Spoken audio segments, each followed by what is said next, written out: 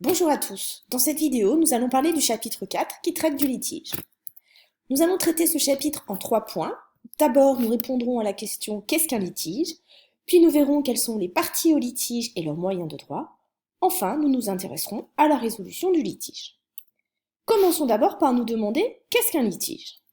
Alors, en droit, un litige est caractérisé par le fait que les parties sont opposées, donc il y a des faits conflictuels, mais aussi que ces parties ont des prétentions différentes. Attention, il faut bien mettre en évidence à la fois les faits conflictuels et les parties qui ont des prétentions différentes pour caractériser juridiquement le litige. Alors on peut se dire que litige et conflit, ça semble assez proche. Il existe cependant des différences au plan juridique entre le terme de litige et celui de conflit. En effet, si dans les deux cas le différend existe, dans un litige, le différend est porté devant la justice. Alors que dans un conflit, certes, le différend existe, mais il n'est pas encore porté devant la justice. C'est ce qui différencie le litige du conflit.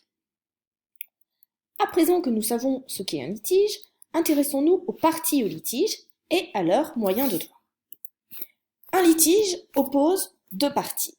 On aura d'un côté le demandeur, qui est celui qui engage l'action en justice, et de l'autre côté, le défendeur, qui est celui contre qui l'action est engagée.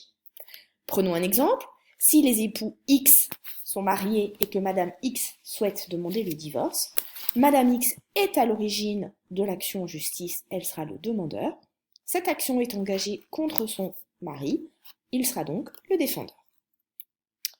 Les moyens des parties à présent. Par moyen des parties, on entend les arguments juridiques que chaque partie va mettre en avant.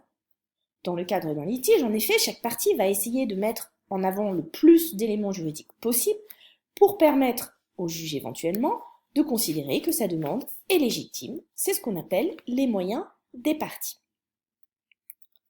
À présent, nous allons nous intéresser à ce qu'on appelle la résolution du litige, c'est-à-dire voir comment on va essayer de régler le litige, c'est-à-dire d'y mettre un terme. Pour ça, on va voir qu'il y a deux modes, soit par le recours à un juge, soit à l'amiable. Intéressons-nous d'abord au cas de la résolution par recours au juge. Le recours au juge a de nombreux avantages. En effet, il permet d'abord de pacifier les relations, d'éviter que chacun se fasse justice soi-même et que la vendetta ou la vengeance soit donnée à chacun. Il permet aussi de trancher le litige, on va y mettre un terme. Le fait que ce soit un juge qui intervienne va aussi permettre à chaque partie d'être certaine d'être traitée de façon équitable, la neutralité du juge. Et enfin, puisque c'est le juge qui va trancher le litige, on peut être certain que les arguments juridiques avancés par chaque partie, les moyens des parties, seront connus et correctement appliqués par le juge dont c'est le métier. C'était donc le premier mode de résolution du litige, le recours au juge. Parfois, on va envisager un autre mode de résolution des litiges, à savoir une résolution amiable, c'est-à-dire sans faire apparaître de juge. Il existe trois modes plutôt de résolution amiable des litiges, la conciliation, la médiation et l'arbitrage. Nous allons voir chacun d'eux en détail. Commençons par la conciliation. Le principe de la conciliation, c'est que c'est un arrangement gratuit à l'amiable entre les parties.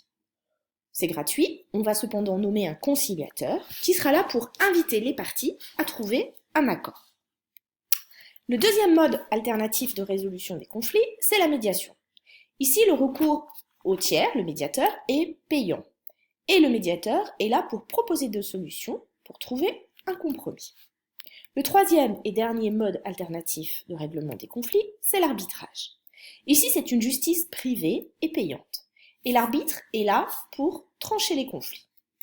Si on remet nos trois modes alternatifs de résolution des conflits, conciliation, médiation, arbitrage, on voit qu'il y a une gradation, à la fois dans le coût, mais aussi dans le rôle du tiers. Si le conciliateur est là uniquement pour inviter les parties à trouver un accord, le rôle de l'arbitre est bien différent, puisque lui, l'arbitre, il est là pour trancher. Voilà, nous avons terminé avec cette vidéo sur le litige. Merci de votre attention.